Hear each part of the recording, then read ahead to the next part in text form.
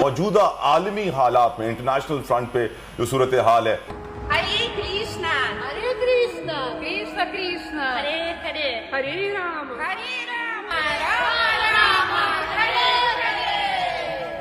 जिसका हमें डर है कि ये चीज़ें मगरिब में अब मज़ीद होंगी, मुसलमानों के ख़िलाफ़ जो नफ़रत है वो बढ़ेगी। उसके पीछे ऑब्वियसली मुसलमानों के कुछ रवैये हैं जिनको बदलने की ज़रूरत है। भाई आप 1.5 बिलियन है मगर आपके पास कोई ख़ास यूनिटी तो है ही नहीं, स्ट्रेंथ तो कोई ख़ास नहीं है। हम बात करें 35 to 36 कंट्रीज़ ने पहले इंडियंस के लिए वीज़ा फ्री एंट्री कर दी थी। अब इटली की पीएम ने इंडिया के बच्चों को एक वो गिफ्ट दिया है, वो ये है, उन्होंने कहा है कि जो बच्चे यहाँ पढ़ने आए हुए हैं ना, वो यहाँ पर पूरा 1 साल ऐसे ही रह सकते हैं। पाकिस्तान ने 3 जंगें लड़ी हैं और 3 जंगों में नुकसान उठाने के अलावा कुछ नहीं किया, और बस हमें अब चाहिए कि हिंदुस्तान के साथ सुलहजोई का रास्ता अख्तियार करें।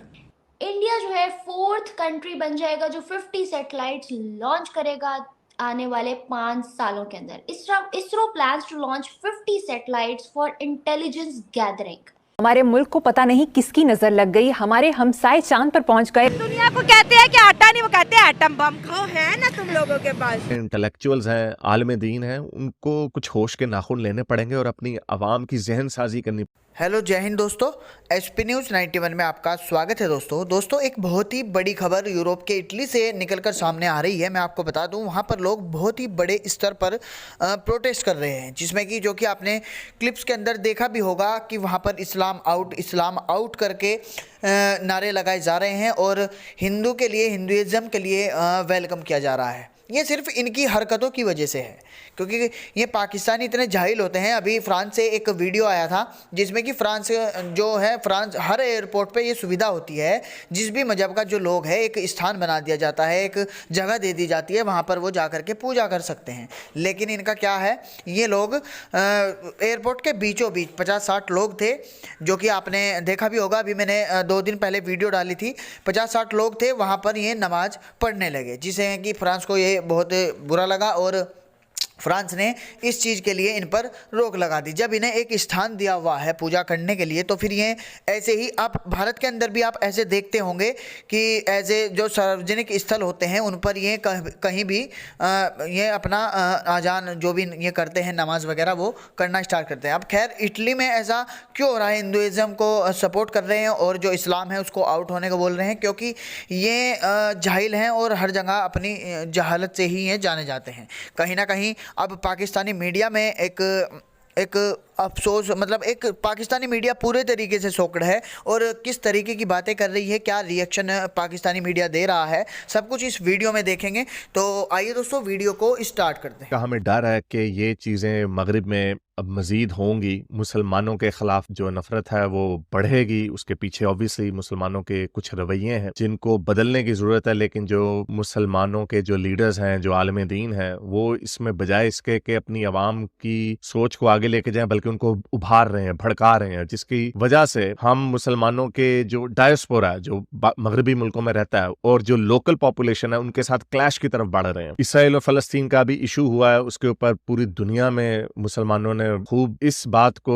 मलहूज़े खातर लाए बगैर के उन मुल्कों के लोकल कल्चर्स क्या हैं, उनकी हिस्ट्री क्या है, उनका यहूदियों के साथ रिलेशनशिप क्या है, वगैरह वगैरह, और उनकी वैल्यूज क्या हैं, उसको इग्नोर करके अपनी जो वैल्यूज हैं उनको, अपने जो पॉलिटिकल एजेंडे हैं उनको थोप रहे हैं, जिसकी वजह से अंग्रेजों में मुसलमानों के खिलाफ पहले खौफ आ रहा है, और ऑब्वियसली जो बूगी मैन है वो पहले मुसलमान ही होगा, और उसके बाद जो रेसिज्म है वो मजीद फैले, क्योंकि पहले लोग अपने अपने मुल्कों में रहते थे, मल्टीकल्चरलिज्म इतना नहीं था, तो मुल्कों की जंगें होती थी, सिविलाइजेशंस की जंगें होती थी। लेकिन चूंकि अंग्रेज थोड़ा ज्यादा एडवांस हो गए बाकी दुनिया की निस्बत, तो उन्होंने सबके लिए दरवाजे खोल दिए। इस बात को सोचे समझे बगैर के जब दूसरे कल्चर के लोग आते हैं तो उसके बाद आपकी सोसाइटी के ऊपर क्या फर्क पड़ता है, तो इसके ऊपर बात करते हैं। तो चलें चलते हैं आज की वीडियो की तरफ। तो अभी एक वीडियो नजर से गुजरी जिसमें एक अंग्रेज है, लगता है वो थोड़ा जरा व्हाइट सुप्रीमेसी की तरफ शायद ज्यादा हो, लेकिन जाहिर बात है वही लोग पहले बोलेंगे, जो बीच के लोग हैं वो तो इग्नोर करते हैं इस तरह की चीजों को, लेकिन डर ये है कि जो बीच के लोग हैं वो राइट की तरफ जाएंगे, यानी अपनी कौम परस्ती की तरफ बढ़ते चले जाएंगे, क्योंकि उसके पीछे मुसलमानों का रवैया है। अब हमने देखा है झंडे लगा रहे हैं। अब इंग्लैंड में फलस्तीन के झंडों की क्या तुक है, क्या लॉजिक है? इंग्लैंड का उससे क्या लेना देना? ठीक है, आप कह सकते हैं कि उनकी हुकूमत की जो सर्टेन पॉलिसी है ज़ायनिज़्म या इसराइल को लेके आपको एक शिकवा है, लेकिन अब आपके ऊपर भी तो एक रिस्पॉन्सिबिलिटी है। आप भी तो इंग्लैंड के शहरी हैं, तो आप भी ये जो काम कर रहे हैं झंडे लगाना और उसके नतीजे में जो लोकल अवाम है उनको उनकी वैल्यूज को उनको चैलेंज करना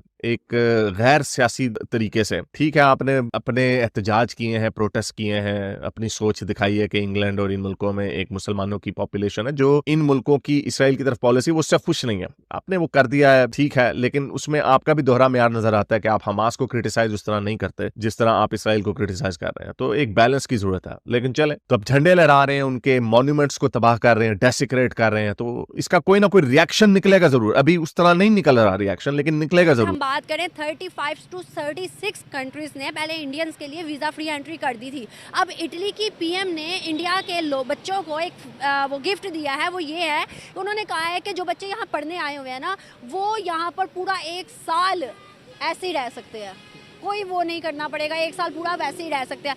on the other hand Pakistani बच्चों की बात करें सर, वो बाहर जाना चाहते हैं और कैसे जाते हैं आपको भी पता है। उसके अलावा उनको जब पैसे उनके दे के भी उनको वीज़ा नहीं मिलता, बड़े बड़े मुल्क तो बिल्कुल नहीं देते। सर क्या फ़र्क है हम दोनों ममालिक में? इसलिए कि हमने अपनी जो उसमें बेस है ना मामूल उधर से हट गए हैं, और हम हमारे हर आदमी की थिंकिंग है वो ये है कि जैसे चले जाएं और वापस ही ना आएँ। और वो जो लोग हैं ना वो अपने मुल्क से सिंसियर हैं, वो अगर जाते भी हैं तो वो कुछ ना कुछ करके अपने मुल्क के लिए करते हैं और उधर इंटरेस्ट अपने मुल्क से लेते हैं, उससे अपना लिंक जो है ना वो तोड़ते नहीं हैं। हमारे मुल्क में ऐसा नहीं है। हमारा मुल्क में अगर वो पढ़ा लिखा है या नहीं पढ़ा लिखा, इधर से बहुत से स्टूडेंट जाते हैं यूके में वगैरह में, और उधर जाके स्टूडेंट वीज़े पे जाके उधर काम करते हैं, ये उसमें उधर से वो स्कैप हो जाते हैं, और उसके बाद वो पाकिस्तानी स्टूडेंट क्यों ऐसा करते हैं? हिंदुस्तानी भी तो स्टूडेंट है ना, उतनी एज उतना सब कुछ, लेकिन वो नहीं करते। जी जी, इसलिए कि 80s से पहले वो हमारे बहुत पीछे था इंडिया। 80s के बाद उसमें रेजोल्यूशन आई है और उसमें से उन्होंने बहुत सारी उनके मुल्क में उन्होंने बहुत बूस्ट किया है। हमारे मुल्क वो बूस्ट की बजाय हम डिक्लाइन की तरफ चले गए हैं, और इसलिए उनको पता है कि हम उधर जाके करेंगे क्या, कि पाकिस्तान में करेंगे अपॉर्चुनिटी कोई नहीं है, बिजनेस नहीं है, जॉब नहीं है, मल्टीनेशनल कंपनियों को इंटरेस्ट नहीं है, इन्वेस्टर है वो भाग गया, जो आया भाग गया, जो आने को तैयार नहीं है। तो इसलिए उनके मुल्क में अभी भी अपॉर्चुनिटी है। पाकिस्तान को किसने बर्बाद किया, मतलब हालात ऐसे किसने किए? हमारे पॉलिटिशियन। और वहाँ पे किसने संवारा मुल्क को, इंडिया को? उनके पॉलिटिशियन ने। इंडिया जो है 4th कंट्री बन जाएगा जो 50 सैटेलाइट्स लॉन्च करेगा आने वाले 5 सालों के अंदर। ISRO plans to launch 50 satellites for intelligence gathering. क्या राय रखते हैं आप लोग, कितना बेनिफिशियल हो सकता है इसरो का ये इनिशिएटिव आने वाले टाइम में इंडिया के लिए? और इंडिया जो है हमने देखा कि इकोनॉमी वाइज भी आगे आ रहा है, पॉपुलेशन के लिहाज से पहले ही टॉप की लिस्ट में है, हर चीज़ में ग्रो कर रहा है with the passage of time. अब इसरो ने भी ठान ली है कि नासा को और इन तमाम जो है ना जो लोग काम कर रहे हैं उस पर सैटेलाइट्स पे, उनको पीछे छोड़ना है। किस तरह देख रहे हैं उनका ये इनिशिएटिव, और कितना बड़ा रोल है इसमें इंडियन इकोनॉमी, इंडियन गवर्नमेंट और इसरो की टीम का? India is a growing power, इसमें तो कोई शक नहीं है ना। और जब आप पावर को आप जब एक ग्रोइंग पावर हो, इकोनॉमिक ग्रोइंग पावर हो, तो आपको अपनी ग्रोथ को मेंटेन करने के लिए और सस्टेन करने के लिए you have to make sure कि कोई ऐसी हरकतें ना हो जो आपकी इकोनॉमिक एक्टिविटी को किसी भी तरीके का जो है ब्रेक लगा दे। तो दोस्तों आपने ये वीडियो पूरा तो देख ही लिया होगा। इस वीडियो को देखने के बाद आपके दिमाग में कोई ना कोई सवाल, कोई ना कोई विचार ज़रूर आया होगा। आपकी जो भी कोई राय है इस वीडियो को देखने के बाद आप उसे कमेंट बॉक्स में मेंशन करें। आप ये वीडियो कहाँ से देख रहे हैं, किस जगह से देख रहे हैं, क्या लोकेशन है आपकी, ये भी आपको कमेंट बॉक्स में मेंशन करना है। अगर आप ये वीडियो भारत से देख रहे हैं तो हमारी इंडियन आर्मी के लिए कमेंट बॉक्स में जय हिंद ज़रूर लिखें। दोस्तों अगर आप हमारे चैनल पर पहली बार विजिट किए हैं तो प्लीज़ इस चैनल को सब्सक्राइब करके बेल आइकन को ऑल पर सेलेक्ट कर लीजिएगा, ताकि भविष्य में इन फ्यूचर हम जैसे ही कोई वीडियो अपलोड करते हैं उसका नोटिफिकेशन आप तक सबसे पहले पहुंच जाए। तो दोस्तों वीडियो को अंत तक देखने के लिए धन्यवाद।